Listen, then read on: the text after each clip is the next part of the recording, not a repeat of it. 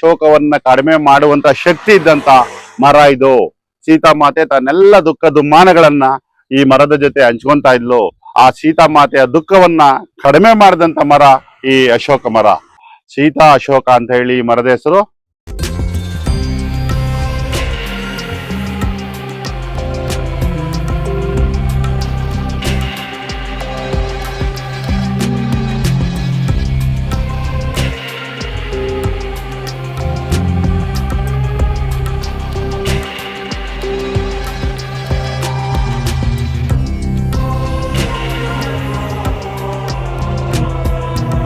ಇದು ಮನೆಯ ಅಂಗಳದಲ್ಲಿದ್ರೆ ಮನೆಯಲ್ಲಿ ಸಾಕಷ್ಟು ಶಾಂತಿ, ನೆಮ್ಮದಿ, ಶೋಕಗಳು, ದುಃಖಗಳು ಕಡಿಮೆ ಆಗ್ತದೆ. ಆದ್ಮೇಲೆ ನಾನು ರಾಜಘಟ್ಟ ರವಿ ಇವತ್ತು ನಿಮ್ಗೆ ಒಂದು ವಿಶೇಷವಾದ ಒಂದು ಮರವನ್ನ ತೋರಿಸ್ಲಿಕ್ಕೆ ನಾನು ನಿಮ್ಮನ್ನ ಇಲ್ಲಿ ಕರ್ಕೊಂಡ್ ಬಂದಿದ್ದೀನಿ.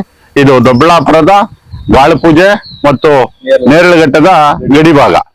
ಈ ಒಂದು ನನ್ನ ಹಿಂದೆಗಡೆ ಕಾಣ್ತಾ ಇರತಂತ ಮರ, ಈ ಮರದ ವಿಶೇಷತೆನ ನೀವು ತಿಳ್ಕೊಂಡ್ರೆ ಬಹಳ ಸಂತೋಷ ಪಡ್ತೀರಾ. ಇದಕ್ಕೆ ಪೌರಾಣಿಕ ಹಿನ್ನೆಲೆ ಕೂಡ ಇದೆ.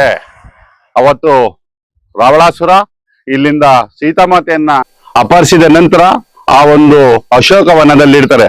ಯಾಕೆ ಅದನ್ನ ಅಶೋಕವನ ಅಂತ ಕರೀತಾರೆ ಅಂದ್ರೆ ಹೆಚ್ಚು ಈ ಮರಗಳು ಇದ್ದಂತಹದ್ದೇ ಅಶೋಕವನ. ಯಾಕೆ ಸೀತಾಮಾತೆ ಈ ಮರದ ಕೆಳಗಡೆನೆ ಇದ್ಲು, ಯಾಕೆ ಆ ಸೀತಾಮಾತೆ ಈ ಮರದ ಜೊತೆನೆ ಮಾತಾಡ್ತಾ ಇದ್ಲು ಅಂತ ಹೇಳಿದ್ರೆ ಕಾರಣ ಏನಂದ್ರೆ ಶೋಕವನ್ನ ಕಡಿಮೆ ಮಾಡುವಂತ ಶಕ್ತಿ ಇದ್ದಂತ ಮರ ಇದು. ಸೀತಾಮಾತೆ ತನ್ನೆಲ್ಲ ದುಃಖ ದುಮ್ಮಾನಗಳನ್ನ ಈ ಮರದ ಜೊತೆ ಹಂಚ್ಕೊಂತಾ ಇದ್ಲು. ಆ ಸೀತಾಮಾತೆಯ ದುಃಖವನ್ನ ಕಡಿಮೆ ಮಾಡಿದಂತ ಮರ ಈ ಅಶೋಕ ಮರ. ಸೀತಾ ಅಶೋಕ ಅಂತ ಹೇಳಿ ಈ ಮರದ ಹೆಸರು.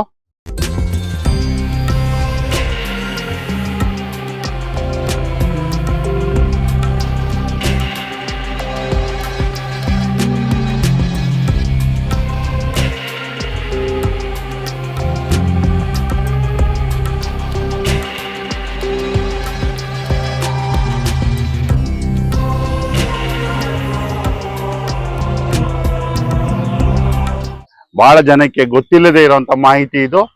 ಏನಾಗ್ತದೆ ಇದರಿಂದ ಅಂದ್ರೆ ಅಶೋಕ ಅಂದ್ರೇನೆ ಶೋಕವನ್ನ ನಿವಾರಣೆ ಮಾಡುವಂಥದ್ದು, ಶೋಕವನ್ನ ಕಡಿಮೆ ಮಾಡುವಂಥದ್ದು, ದುಃಖವನ್ನ ಪರಿಹರಿಸುವಂತ ಅರ್ಥ ಇದೆ. ಹಾಗಾಗಿ ಇದು ಸೀತಾ ಅಶೋಕ ಮರ. ಸೀತೆಯ ದುಃಖವನ್ನ ಶೋಕವನ್ನ ಕಡಿಮೆ ಮಾಡಿದ್ದಂತ ಮರ ಸೀತಾ ಅಶೋಕ ಮರ. ಇದು ಮನೆಯ ಅಂಗಳದಲ್ಲಿದ್ರೆ ಮನೆಯಲ್ಲಿ ಸಾಕಷ್ಟು ಶಾಂತಿ, ನೆಮ್ಮದಿ, ಶೋಕಗಳು, ದುಃಖಗಳು ಕಡಿಮೆ ಆಗ್ತದೆ.